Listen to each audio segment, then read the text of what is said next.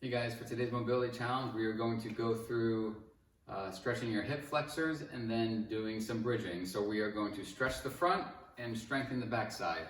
I would say that your amount of sitting time probably correlates with your your hip flexor tightness. So the more you sit, the more tight these muscles get. When we are sitting just like this leg is, our hips are bent, which shortens those hip flexor muscles, which over a period of time just leads to some tightness. So we can work on doing some stretching to help loosen them up a little bit, and then we can work on strengthening some of the muscles that do some of the opposite motions to help maintain some of those changes. I'm sure you're probably familiar with the hip flexor stretch, but there are certain things we want to go over on the proper ways to do it, some things to avoid. So of course you're going to be in a kneeling position like this. The goal here is to stretch the front, the hip flexor on the left leg for me. So what I'm going to do is I'm going to bring my weight towards my right leg, towards the front leg. What we want to avoid here is you want to avoid arching your low back. Okay, that's just going to put strain here, and it's really not going to stretch these muscles that well. What we want to think about doing is bringing our weight forward, but feeling like we're kind of tucking our hips underneath us. Okay, the second you do that, you're going to feel a stronger stretch right here. Okay, so that's something you really want to focus on when you do this stretch.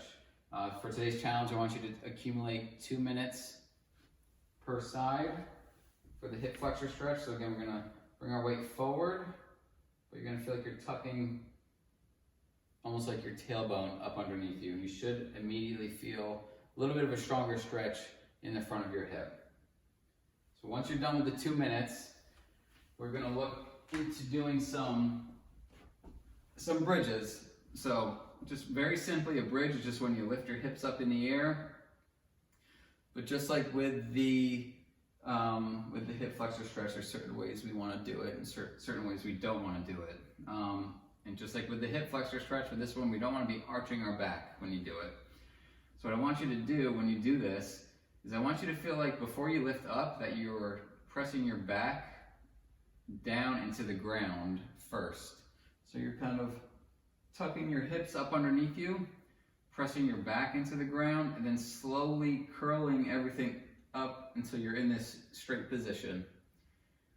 And when you come down, I want you to do the opposite. So you're almost going to roll your spine down the floor until your tailbone is the last thing that touches the floor.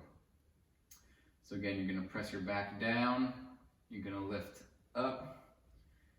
Your goals today is to accumulate 2 minutes of holding a bridge. All right?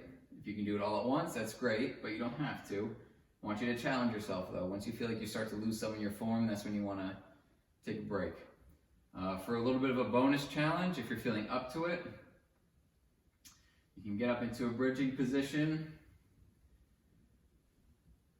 on one leg. I want you to try to accumulate 2 minutes for each leg. Okay, the reason I'm pointing my arms up towards the ceiling is so I'm not pressing down on the ground with my elbows. That makes sure that everything's coming from my glutes and my hamstrings. If you feel like your hamstrings start to cramp up at all, you can just play around with the positioning of your feet. When you do the bridge, the further away your feet are, the more hamstring you're going to use. So your feet might be too far away. So try maybe bringing your feet a little bit closer to your butt. That way you're using more glutes, and then your hamstrings won't have to work quite as hard. If that doesn't help, I just want you to focus on feeling like your glutes are doing most of the work rather than your hamstrings. Sometimes just that mental focus and just knowing what to be feeling throughout the exercise helps the correct muscles fire. Because this one, we really want to hit the glutes more than the hamstrings. Even though the hamstrings are helping, it's really more of a glute dominant exercise. So give that all a try. I want you to, again, do 2 minutes on each side for the stretch, 2 minute bridging, and if you're feeling strong, then you can go for 2 minute holds, single leg, just accumulating 2 minutes throughout the entire thing. So give that a try, and we'll see you tomorrow.